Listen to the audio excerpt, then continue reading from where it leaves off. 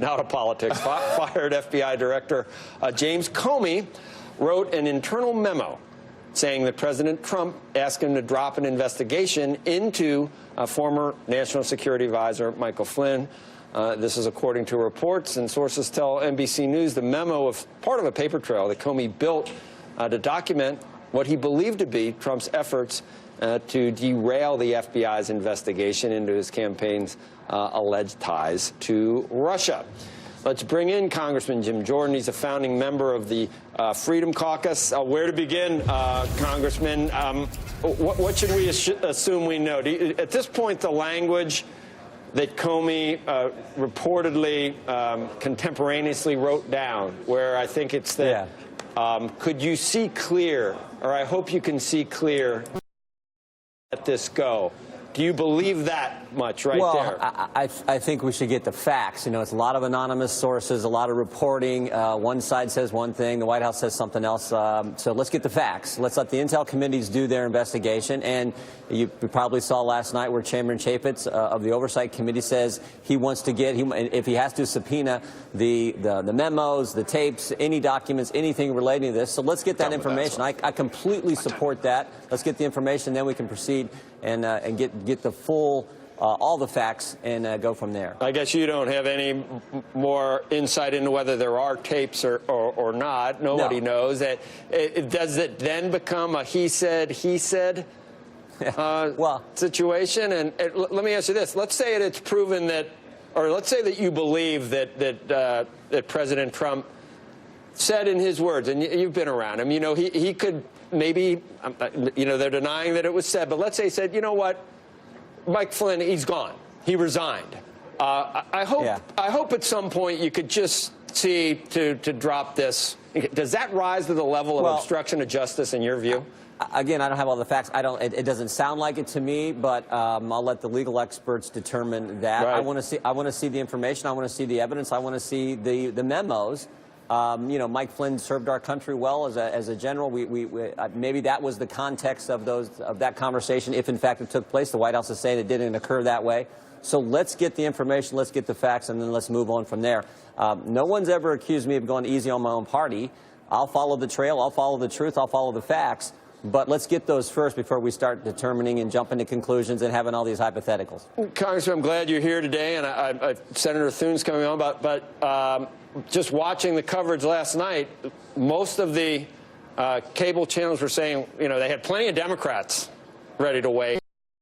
And I was watching Chuck Schumer. I mean, no Republicans were appearing last night. Do you get the sense that this is a bridge too far for some guys that are up in well, you're up in 2 years, but for some of the senators that are up in 2 years, is this a bridge too far? Are they ready to throw in the towel yet? No, do you know?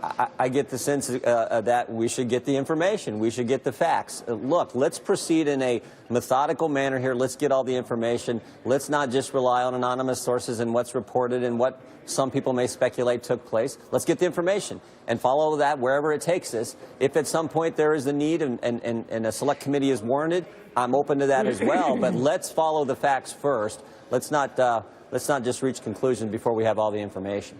Congressman, Senator McCain has already called Trump's troubles of Watergate size and scandal. It sounds like you're willing to withhold judgment. Are you disappointed about the reaction from some within your own party? Because it makes it look like the party has fissures right now. I think what we should be focused on is the things the American people elected us to do. I say this all the time. I think we make this job way too complicated. Our job is to do what we told them we were going to do what they elected us to do. That includes getting this health care bill done so that we actually repeal and replace Obamacare. That includes, as Mr. Welch talked about earlier, doing the tax reform, creating a tax code that's actually conducive to economic growth so we can get out of this 1.5% economic growth we've had the last 5 years. Let's actually get to 3-4% growth. Creating the right kind of tax code will help that. So let's get focused on those issues that the American people elected us to do. We do that, I think we'll be fine. And let's get to the facts on this other situation regarding former FBI Director, Mr. Comey. But to get to his 3 to 4% growth, etc. I'm sorry, I'm looking the wrong way. To get to his 3 to 4% growth, he needs to have a unified Republican Party. Right. You're going to have to not each get 100% of what you want. And the problem we're facing with the Republican Party is you each have your little factions, the Tuesday group, the fellows you're involved with Meadows, et cetera, and you don't get a unified party. The Democrats come at this thing as one.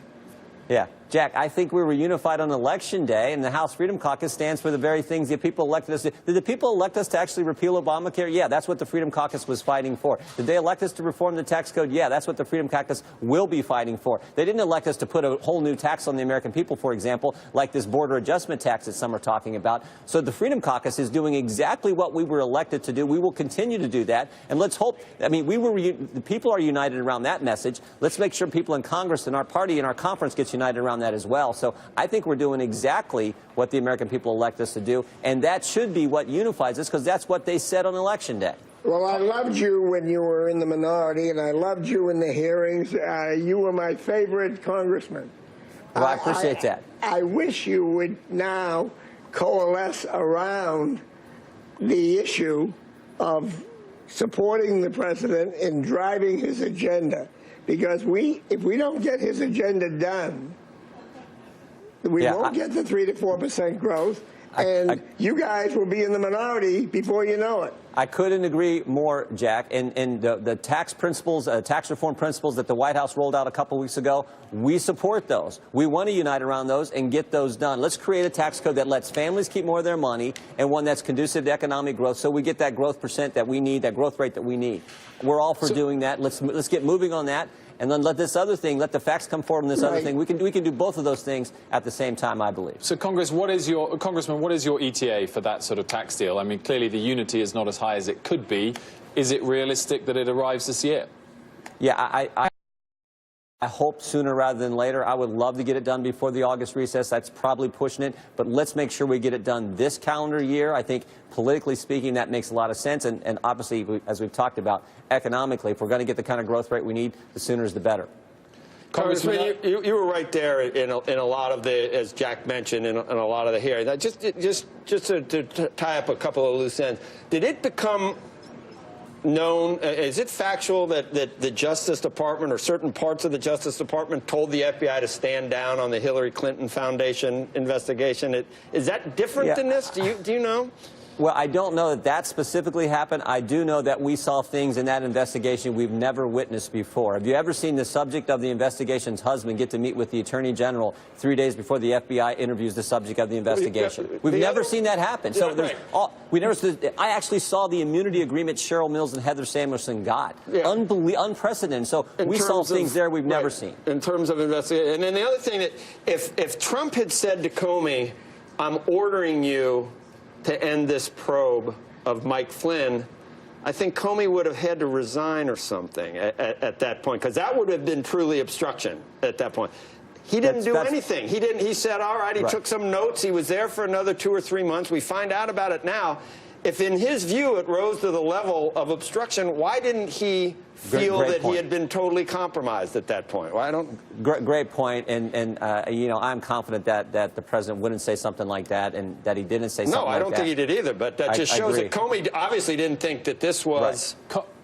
Congressman, I was just going to add one final question. In terms of, Jack earlier gave the president a D- for communication. What's your take on that? I never give grades. What I focus on is let's do what the American people, elected us to do. Let's stay focused on that. That's why you're a better politician than I am. Well, good to be with you. Well, Congress, thanks for coming on this morning too. And like Jack said, you're. I don't know. The guys that are up, the senators that are up in 2 years, they can't hide. You know what I mean? They got to come out sometime anyway and say something. Quick program note: we're going to talk more about tax reform tomorrow on Squawk Box, House Ways and